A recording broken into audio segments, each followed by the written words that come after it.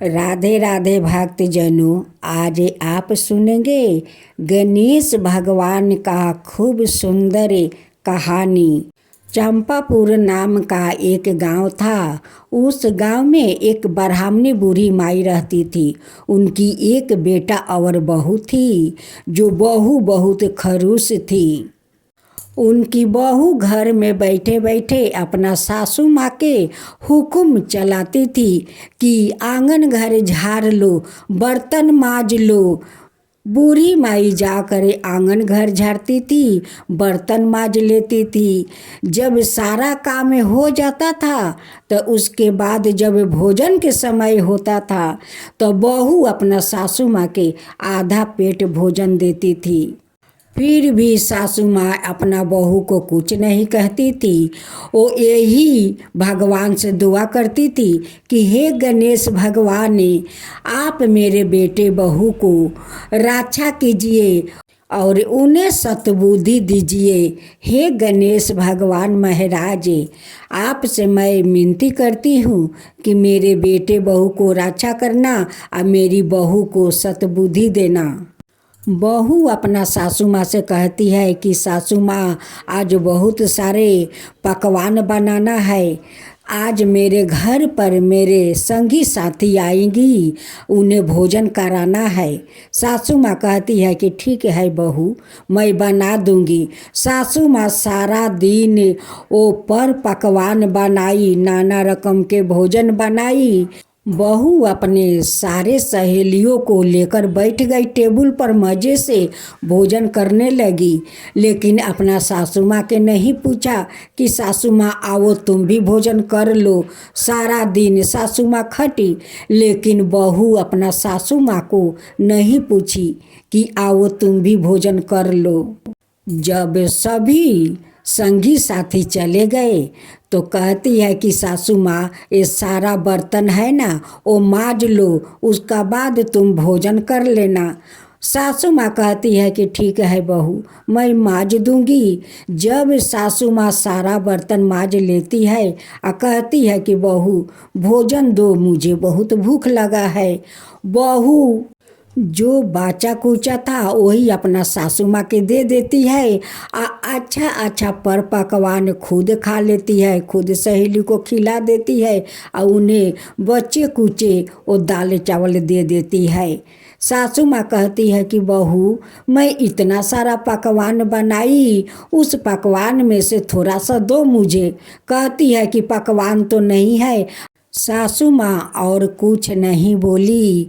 थोड़ा देरी का बाद गणेश भगवान एक बालक का रूप धारण करते हुए वो बुढ़िया माई के पास आते हैं और कहते हैं कि बूढ़ी माई, तुम तो आज बहुत अच्छे अच्छे पकवान बनाई थी। कितना सारा तुम्हारा घर में मर मिठाई आया था। आज तो लगता है तुम बहुत अच्छे अच्छे पर पकवान का भोजन किया है, मर मिठाई को भी स्वाद लिया है। बुढ़िया माई कहती है कि ना रे बेटा, मैं तो बनाया लेकिन मुझे कुछ नहीं मिला, बस थोड़ा दाल और चावल मिला। बालक गणेश कहते हैं कि माई देख, मेरे झोले में कितना पर पकवान है और मर मिठाई है, ले खा ले तू। बुढ़िया माई कहती है कि बेटा, इतना पर पकवान, इतना सारा मिठाई तू कहाँ से लाया है। गणेश कहते हैं कि माई, मेरे माँ ने बहुत पर पकवान बनाई थी और घर में बहुत सारा मर मिठाई आया था, उसी में से मैं थोड़ा ये झोला में लेकर आया हूँ। मैं उधर में गाय चराती हूँ, बस तुझे बर्तन मांजते हुए देखा तो मैं तेरा पास चला आया। ले तू पर पकवान मिठाई खा ले माई। गणेश जी कहते हैं कि माई, आज लगता है कि तेरे घर बहुत सारा मेहमान आए थे, उसलिए इतना सारा तू बर्तन मांज रही है। बूढ़ी माई कहती है कि हाँ बेटा, मेरी बहू को सहेलियाँ कुछ आई थी, उनके लिए मैं बहुत सारा भोजन बनाया। बाजार से मर मिठाई बहू लाई थी और अपना सहेलियों को वो भोजन कराई थी।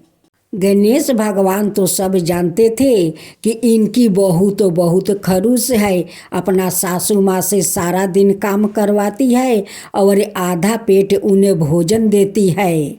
गणेश जी कहते हैं कि माई, तेरा बहू अच्छी है तो तुझे अच्छा से देखभाल करती है, पेट भर के भोजन देती है। सासू माँ अपना बहू को उस बालक से वो शिकायत नहीं करती है, कहती है कि हाँ बेटा, वो पेट भर के भोजन देती है, मुझे सेवा करती है, लेकिन अपना बहू को शिकायत नहीं करती है। गणेश जी मन ही मन कहते हैं, आहा, माई का मन कितना पुलिसकार है, वो अपना बहू को शिकायत नहीं करती है, वो तो अपना बहू को तारीफ करती है।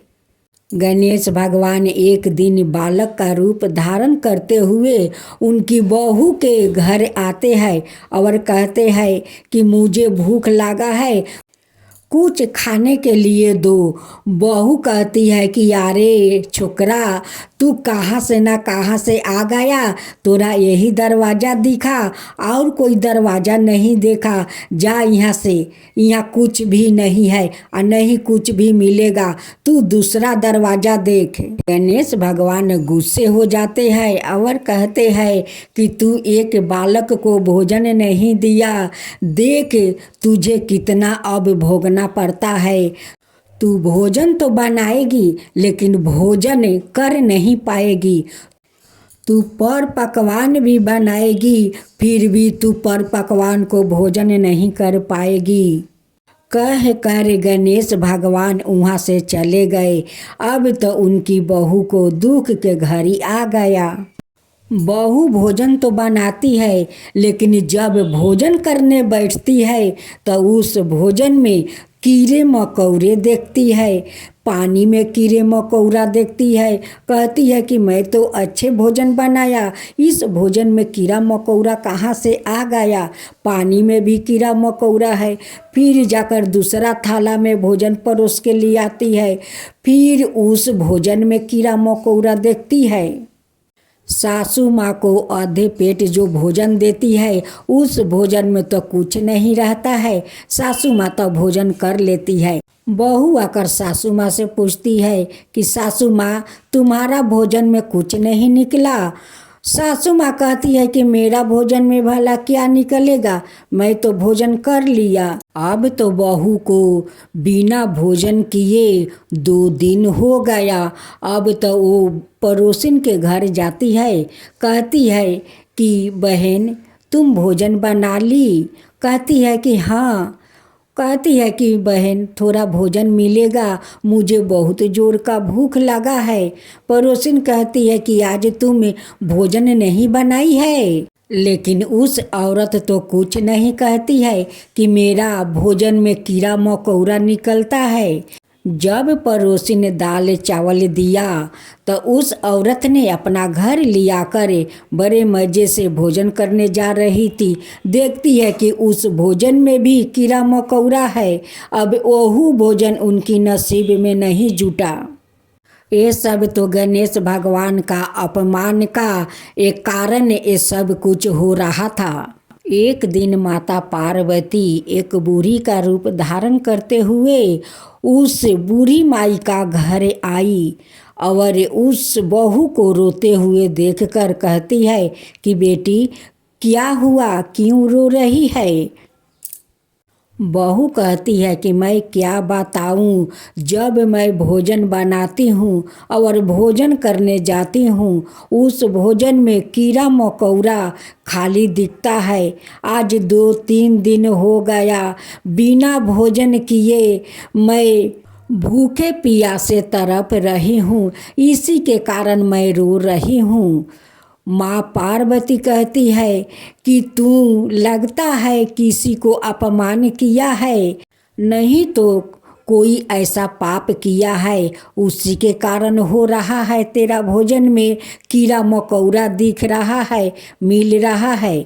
बहू कहती है कि नहीं, ऐसा बात नहीं है, मैं कोई के अपमान नहीं किया है, फिर पार्वती माता कहती है कि लगता है तू अपना सासू माँ के आधे पेट भोजन देती है, उनसे सारा दिन काम करवाती है, उसी के पाप के कारण ये सब हो रहा है तेरा साथ है।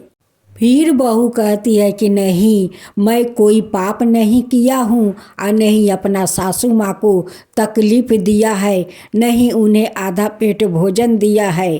फिर माता पार्वती गुस्सा होकर कहती है कि तू झूठ बोल रही है।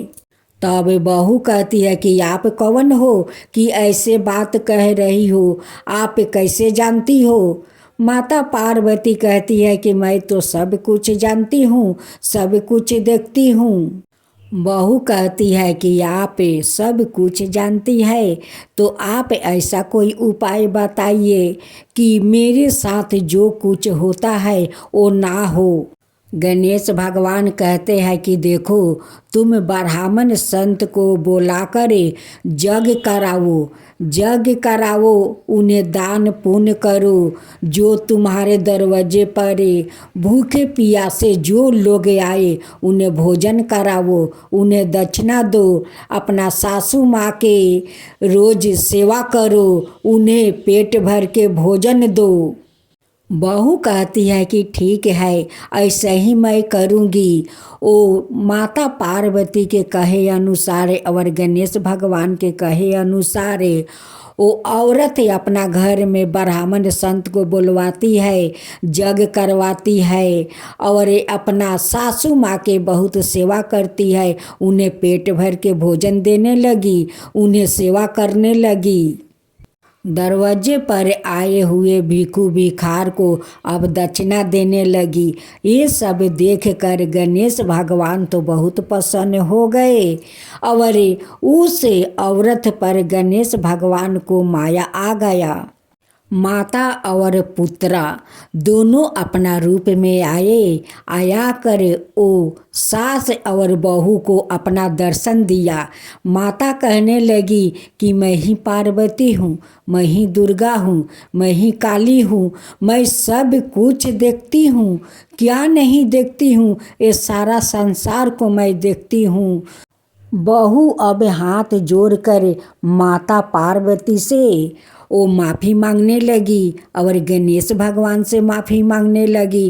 कहने लगी कि मुझे माफ़ कर दीजिए माता, माफ़ कर दीजिए, अब कभी ऐसा मुझसे भूल नहीं होगा।